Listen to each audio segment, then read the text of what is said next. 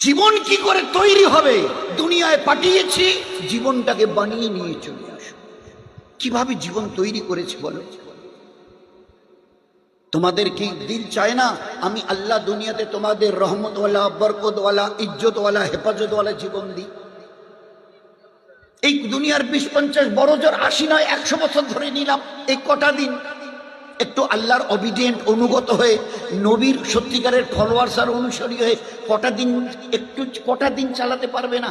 আচ্ছা, আমি বারবার বলছি আমার দিন আমার দিন, আমি আল্লাহ আমার দিন বলে পরিচয় করিয়েছি। এই দিনে আর বেদিনের মধ্যে কি তফাৎ?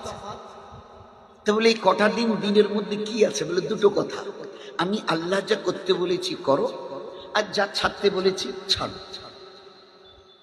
নামাজ পড়তে বলেছি পড়ো, আর ধোকা দেয়াকে ছাড়তে বলেছি, কাউকে ধোকা দিও না। সে মানুষ হোক, জানোয়ার হোক, গাছপালা হোক, কাউকে ধোকা দিও না, কষ্ট দিও না। তো যা করতে বলেছি করো, ছাড়তে বলেছি ছাড়ো, দিন হয়ে গেল।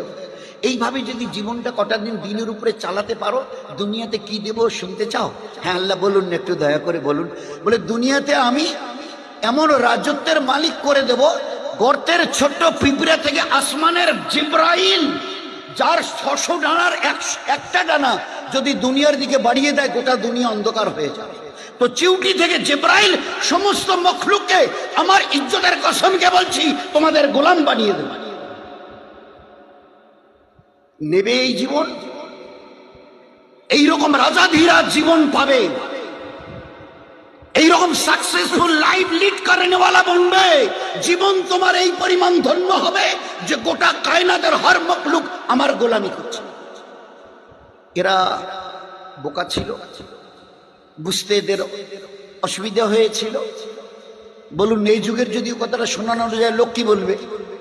ওরা বোকা ছিল, ওই করেছে। নাউজুবিল্লাহ।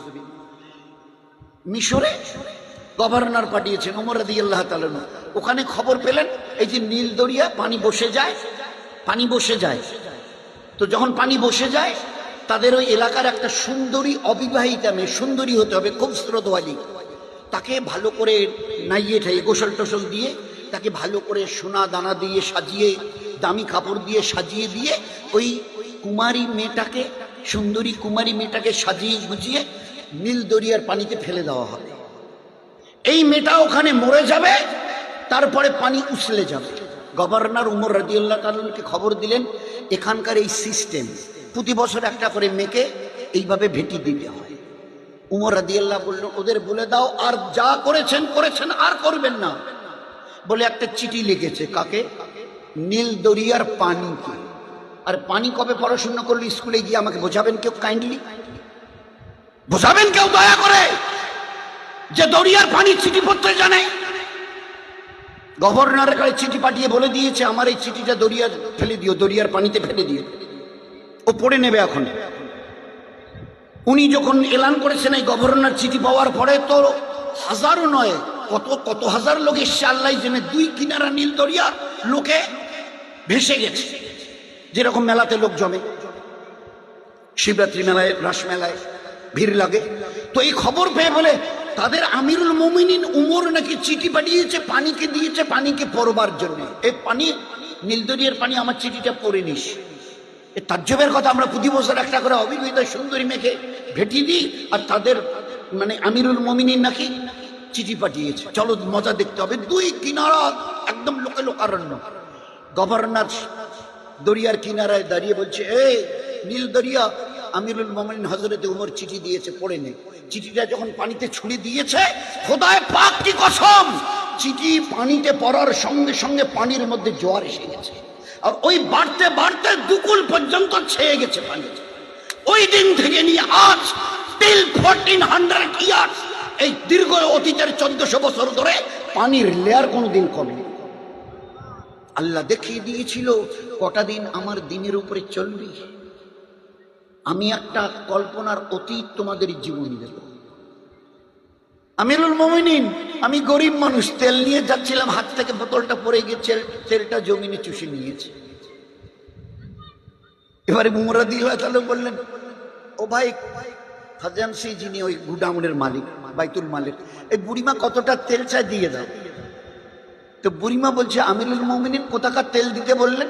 বলে কেন, সরকারি খাজানায় যেটা মাল আছে সেখান থেকে বাইতুল মাল বলা হয়, সরকারি মাল থেকে। বলে না না না, আপনি আমিরের মোহাম্মদ, আমি বুঝতে পারিনি, আমি সরকারি মাল নিয়ে কিয়ামতে আল্লাহকে আবার ওই হিসাব নিকাশের ঝামেলা ওই আমি পোয়াতে পারবো না, আমাকে আমার ওই নিজের তেলটুকুর ব্যবস্থা করে দাও। সত্যি জীবন কিভাবে তৈরি হয়েছিল। একটা বুড়ি মা কি উত্তর দিয়েছে, না না আপনি কি বললেন, ওই বাইতুল মালের ওখান থেকে তেল যতটা ইচ্ছা ওখান থেকে ওই আমার নিজের তেলের পরিমাণ পর্যন্ত তেল নিতে আমি রাজি নই, কারণ এই তো খোদাকে হিসাব দিতে হবে, খেয়ে আমার তেলটুকুর ব্যবস্থা করেন। উমর রাদিয়াল্লাহু তাআলা এক লাইন লিখে দিয়ে বলছে, যেখানে তোমার তেল পড়েছিল না বুড়িমা, ওইখানে আমার এই চিঠিটা পুঁতে দিও, ও জমিন পড়ে নেবে, পানি পড়ে নেবে, জমিন পড়ে নেবে। আপনার জীবন শেখানো হয়েছিল, তোমাদের রাজত্ব গোটা দুনিয়ার উপরে চলবে। আফসোস, দেখ তোমাদের জীবন আমার দিনটাকে, সবাইকে চিনতে আর বুঝতে চেষ্টা করেছো, আমার দিনটাকে বুঝতে চেষ্টা করনি। বুড়িমা বলে দিয়েছে তোমার একটা পাত্র নিয়ে যেও, আর চিঠিটা যেখানে তেল পড়েছে, যেখানে তেল পড়েছে চিঠিটা যেই পুঁতে দিয়েছে তেলের ফোয়ারা বেরিয়েছে, যখন এই ফোয়ারা বেরিয়েছে সঙ্গে সঙ্গে পাত্রটা ধরেছে, যেহেতু যতটুকু তেল তার পড়ে গেছিল ঠিক অতটুকু তেল বেরিয়ে আসার পরে তেল পড়া বন্ধ হয়ে গেছে। বুড়িমা মহানন্দ নিয়ে চলে গেছে। আল্লাহ দেখিয়ে দিয়েছে, একটা জীবন তোমাদের দিতে চাই, কি দুনিয়ায় কি আখেরাতে, মরণের পরে। মৌতের সময় আজরাইল আসবে, সবার সামনে আসবে, কুল্লু নাফসান জায়কাতুল মউত, every soul will taste of this. তো জীবনটাকে বাঁচাই, তৈরি করি কি করে, যে আমার স্রষ্টা রবকে খুশ করবো আমার ইবাদতের দ্বারা, আমার নামাজে, রোজায়, তসবিহ, তেলাওয়াতে, মা বোনদের পর্দা পুশিদায়, বাচ্চাদের তালিম আর সুন্নত তরিকায় তরবিয়াতে তিল পরিমাণ কমি করব না। এগুলো আল্লাহর হক, আল্লাহকে খুশ করব আমি ইবাদতের দ্বারা, আর গোটা মখলুককে আমি রাজি রাখবো আমার মিষ্টি মধুর ব্যবহারের দ্বারা।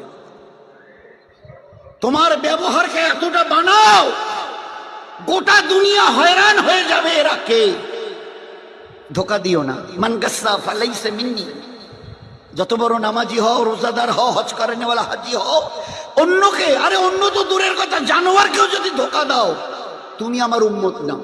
মান গাসসা, গাসসা মানে ধোকা, ফালাইসা মিন্নি, তুমি আমার উম্মত নাও, অন্যকে হতে পারো, আমার উম্মত হবে, মুসলমান হবে, আর অন্যকে ধোকা দেবে। এক লোক হজের সফরে যাচ্ছে, তিনিও বড় আল্লাহওয়ালা, যেতে যেতে শুনলেন এই গ্রামে নাকি একজন বড় আল্লাহওয়ালা আছে। আচ্ছা, তো তার শিষ্য সাগরিকরা বলল, হযরত এখানে শুনছি একজন বড় আল্লাহওয়ালা আছে, তো অন্ততকে তার একটু দেখা করে দোয়া নিয়ে যাই। হ্যাঁ ভালো বলেছে, চলো যাই। এইবারে যখন ঠিকানা নিয়ে তার বাড়ির সামনে গেছে, তো দেখে যে উনি একটা ডালিকে, ডালি এই যে আমরা ডালি বলি না, ধান চাল যে ডালি, একটা ডালিকে এইভাবে কাত করে ধরে নিয়ে যাচ্ছে, তার পিছনে পিছনে একটা ঘোড়া চলে আসছে। ঘোড়াটা মনে করছে আমার মালিকের হাতে যে ডালিটা, ওতে আমার ঘাস আছে, আসলে ডালিটা খালি। উনি একটু উঁচু করে ধরে, কাত করে উঁচু করে একটু তুলে, যাতে ও দেখতে না পারে, এইভাবে ধরে চলে আসছে। আর ও ঘোড়াটা মনে করছে যে আমার মালিক আমাকে খাবার দেবে বলে ডালিতে আমার ঘাস নিয়ে চলে যাচ্ছে, যাই মালিকের সামনে। এই দৃশ্য দেখার পরে ওই আল্লাহওয়ালা যিনি তার দলবল নিয়ে হজে যাচ্ছিলেন বলছেন, ভাই আমার জিয়ারত হয়ে গেছে, চলো যাই, চলো যাই। তো বলছে, কেন হুজুর, এখন তার কাছে গেলাম না, সালাম মুসাফা হলো না, দোয়ার কথা বললেন না, আপনি বললেন আমার জিয়ারত হয়ে গেছে। এবারে তিনি উত্তর দিয়েছেন, যে মানুষ চোখের সামনে একটা জানোয়ারকে দেখে ধোকা দিতে পারে, সে মানুষ লক্ষ কোটি দূরে যে আল্লাহ আরশ আজিমের মালিক, তাকে তো জীবনে কোনোদিন দেখেনি, তার পক্ষে তাকে ধোকা দেওয়া কোনো কঠিন নয়, বড় সহজ। ধোকা দেনেওয়ালা নবীর উম্মত হতে পারে না, বুজুর্গ তো অনেক দূরের কথা, বুজুর্গ হওয়া তো দূরের কথা, আল্লাহওয়ালা তো দূরের কথা, মুসলমান হবে না সে, যে একটা জানোয়ারকে ধোকা দেয়। এ কি করে খালি ডালি নিয়ে যাচ্ছে, আর তার ঘোড়াটা মনে করছে আমার মালিক আমাকে ঘাস দেবে, ওই ডালিতে বোধহয় ঘাস ভরা আছে, আমি যাই যাই যাই। দেখ, চোখের সামনে দেখেছি জানোয়ারকে ধোকা দিতে পারে, না দেখা আল্লাহকে সে না জানি কতটা ধোকা দিয়েছে। জীবন কিভাবে তৈরি করা হয়েছে। এই জন্যে খবরদার, এ মখলুকের কাউকে ধোকা দিও না। আমি আল্লাহ কিয়ামতে কোনোদিন তোমাকে ধোকা দেব না। সহি করে আসো, সহি বদলা আমি নিজের হাতে দেবো তোমাকে, নিজে হাতে দেবো। ওই দিন দিল খুশ করেনেওয়ালা বদলা পাবে কিয়ামতের ময়দানে। আর দুনিয়াতে রহমতওয়ালা, বরকতওয়ালা, ইজ্জতওয়ালা, হেফাজতওয়ালা জীবন দেব। এটা আমার ওয়াদা। এগুলো সব কোরআনের আয়াত। কটা দিন আঙ্গুলে গোনা আমার দিনের উপরে চলো। এক, 5 ওয়াক্তের নামাজ যে কোনো মূল্যে। 10 বছর থেকে নিয়ে আমরা যারা আছি অ্যাবাভ 10, যে কোনো মূল্যে আমার খুব বিনীত অনুরোধ, হাতে ধরা বলুন, পায়ে ধরা বলুন, এটা আমার বিশেষ খাস অনুরোধ। যে কোনো মূল্যে 5 ওয়াক্তের নামাজ। পৃথিবীর টালমাটাল হবে, প্রয়োজন যদি হয় আমার জান চলে গেলে চলেও যাবে, কিন্তু আমি আমার নামাজকে ছাড়ব না। আল্লাহওয়ালাকে জিজ্ঞাসা করা হয়েছে, আল্লাহ যদি বলে এ আমার বান্দা দুটোর কোনটা নিবি, জান্নাত নিবি না নামাজ নিবি? জান্নাত নিবি। আল্লাহ যদি বলে এ আমার বান্দা বলতো নামাজ নিবি না জান্নাত, জান্নাত বলে কথা। তো চোখ বন্ধ করে একবারে উত্তর দিয়েছে, কেন? আমি নামাজ নেবো। তাহলে কি বলছো, তুমি নামাজ নেবে জান্নাত ছেড়ে দিয়ে? বলে হ্যাঁ। তা জান্নাত বাদ দিয়ে তুমি নামাজ নেবে কেন? বলে জান্নাত পাওয়াটা আমার নিজের দিলকে খুশি করবার জন্য, আর নামাজ পড়াটা আমার আল্লাহকে খুশি করবার জন্য, আমার আল্লাহ খুশি হবে। তো আমার নামাজ আল্লাহকে খুশ করবার জন্য। আবার আল্লাহ যদি আবার আমালে ইবাদতে খুশ হয় না, তো এরকম লক্ষ কোটি জান্নাত আমার পায়ের নিচে আল্লাহ ফেলে দেয়। একটা দুইটা 5টা 10টা কেন? উত্তর দিয়েছে, আমার মানে ওই জান্নাতের দরকার নেই, আমার আল্লাহর দরকার। নামাজ আমার আল্লাহকে খুশ করবার জন্য আল্লাহ দিয়েছে। আমি যখন, নবীজি কি বলেছিল, তুমি যখন সেজদায় যাও, চাই পুরুষ হও আর মেয়ে ছেলে, তুমি যখন সেজদায় যাও, তুমি জানো কি কোথায় সেজদা করছো? আল্লাহর রহমতের 2 পায়ের মাঝখানে তুমি সেজদা করছো। আল্লাহর রহমতের 2 পায়ের মাঝখানে তুমি সেজদা করছো। তো এই নামাজের মূল্যবোধ, তোমার আল্লাহ তোমার এত কাছে কখনো আসেন না যত কাছে তোমার নামাজের সময় তোমার সেজদার আল্লাহ কাছে চলে আসে। ফের আল্লাহ এবারে আওয়াজ লাগান, ইয়াস্তাইনু, এ আমার বান্দা, এ আমার বান্দি, কি তোর চাবার আছে বল? দুনিয়ায় কি চাস, আখিরাতে কি চাস? নামাজ তুই পড়েছিস, আমার কাছে চা, আমি ওয়াদা করছি দেব। ইয়াস্তাইনু বিসসাবরে ওয়াস সালাম, যা কিছু তোর নেবার আছে নামাজের দ্বারা, নামাজ থেকে সালাম পাইয়ে আমার কাছে হাত তোল, যা চাইবি আমি আল্লাহ তোর চাহিদা পূরণ করে দেব। ও মেয়ে ছেলে বলেছে, আল্লাহ নামাজ 2 রাকাত পড়েছি, ঘরে যে খাবার নেই, তো রান্নাঘরের জাতাটা আপনা আপনি ঘুরছিল আর ওর থেকে সমানে আটা বার হচ্ছে। আল্লাহ দেখিয়ে দিয়েছে। 2 রাকাত নফল নামাজ পড়েছে, ফরজ না, 2 রাকাত নফল। 2 রাকাত নফল পড়ে বলছে, আল্লাহ আমার বাচ্চাটা তো মরে গেল, আমিও তো চোখে দেখি না, চলবো কি করে? লোক আমাকে গালিমন্দ করবে। কেমন হয়েছে? তো তুই তো কিয়ামতে বাচ্চাটাকে জিন্দা করবি, তো সেই দিন জিন্দা করলে আমার কোনো উপকার হবে না। তা তুই তো আলা করলে সেইন কাদির, বড় জবরদস্ত কুদরত রাখনেওয়ালা, ফাইয়া কুনের মালিক। তুমি যদি কিছু করতে চাও, এরাদা করার সঙ্গে সঙ্গে হয়ে যায়। এ আল্লাহ আমার মরা বাচ্চাটাকে দাও না বাঁচিয়ে আল্লাহ। তো ওই সাহাবিয়ার রাদিয়াল্লাহু আনহু খোদার কসম দোয়া শেষ হবার আগে তার মরা বাচ্চা উঠে বসে গেছে। এ ছিল নামাজ। ওলামায়ে কেরাম, আমাদের ওলামা হযরতদের আল্লাহ জাযা খায়ের দিক, একদম এত সহজভাবে বুঝিয়েছেন হাদিসে পাকের দলিল দিয়ে। একজন পুরুষ অথবা মেয়ে ছেলে পেশাব অথবা পায়খানা করেছে, কোন রকম কুলুক নিয়েছে, পানি তালাশ করছে, পানি খুঁজছে, পাক হতে হবে ভালো করে। তো পানি খুঁজতে গিয়ে পানি তালাশ করছে দেখে যে আর নামাজের 2-3 মিনিট টাইম বাকি আছে, নয়তো কাজা হয়ে যাবে। শরীয়ত কি বলছে বলেন না? শরীয়ত কি বলছে? ও পুরুষ, ও মেয়ে ছেলে, ঈমানওয়ালা ওয়ালি, মাটি থেকে একটা মাটির ঢেলা জমিন থেকে তুলে নাও, তায়াম্মুম করে নিয়ে ওই অবস্থায় নামাজে দাঁড়াও, আমি আল্লাহ কবুল করে নেব, কিন্তু খবরদার কাজা করিও না, কাজার শব্দ মুখে আনিও না। আজ তো ছেড়ে দিয়ে বসে আছে। কাজা বলা হয় ওয়াক্তের নামাজকে ওয়াক্তে না পড়ে একটু দেরিতে পড়া, একটু দেরিতে পড়া। আজকের বোধ হয় 3টা ওই 32 কি 35 36 ওই দিকে জোহর শেষ হয়, আসর শুরু হয়। তো 35 পর্যন্ত পড়লে জোহরের নামাজটা ওয়াক্ত হিসেবে পড়া যেত। এবারে 3টা 36 আর পড়া যাবে, 1 মিনিট পার হয়ে গেছে, কাজা পড়তে হবে। দয়ার নবী বলছেন, এ আমার উম্মতের পুরুষ আর মা বোন, ভালো করে কান খুলে শুনে নাও, আমি দয়ার নবী, রাহমাতুল লিল আলামিন, রাহমাতুল লিল আলামিন, দয়ার, আমি দয়ার নবী। কতটা দেরি করলে? বলে 1 মিনিট। পড়েছে বলে হ্যাঁ কাজা আদায় করে দিয়েছি, পড়িনি না, ওরকম নয়, পড়িনি না না, কাজা আদায় করে দিয়েছি। তা বলে 1 মিনিট দেরি করার রেজাল্টটা বলবো? দয়ার নবী বলেন, বলে 1 মিনিট দেরি করে যে নামাজটা পড়ে দিলি না কাজা হিসাবে, মরণের পরে 2,88,00,000 বছর তোমাকে জাহান্নামের আগুনে জ্বলতে হবে। আচ্ছা, এই নবীর হাদিসটা শোনার পরে কারো হিম্মতে কুলবে জীবনে নামাজ কাজা করা? বলুন বলুন, কুলাবে? স্বামী স্ত্রী মিলেছে, সবাই জানি স্বামী স্ত্রী মিললে গোসল ফরজ হয়। উঠে দুইজনে পানি তালাশ করছে, চলো চলো গোসল করি গোসল করি গোসল করি, নামাজ পড়তে হবে। এই গোসল করি করতে করতে পানি খুঁজতে খুঁজতে আর 3 মিনিট 4 মিনিট বাকি আছে, পানি যে পেলাম না। শরীয়তের হুকুম কি? শরীর তোমার নাপাক বলে এত নাপাক যে গোসল ফরজে আইন বলে। এই অবস্থায় যখন আর পানি পাচ্ছ না, আর মাত্র 2-3 মিনিট, নয়তো ওয়াক্ত গড়িয়ে যাবে, কাজা হয়ে যাবে, তুমি একটা মাটির ঢেলা তুলে তাইম্মাম করে ওই অবস্থায় কাঁপতে কাঁপতে দাঁড়িয়ে যাও, আমি আল্লাহ কবুল করে নেব, কিন্তু কাজার ইজাজত নেই। একটা মা তার বাচ্চা প্রসব করছে, বাচ্চাটার কিছু অংশ বের হয়ে এসছে, এখনো রক্ত আসেনি।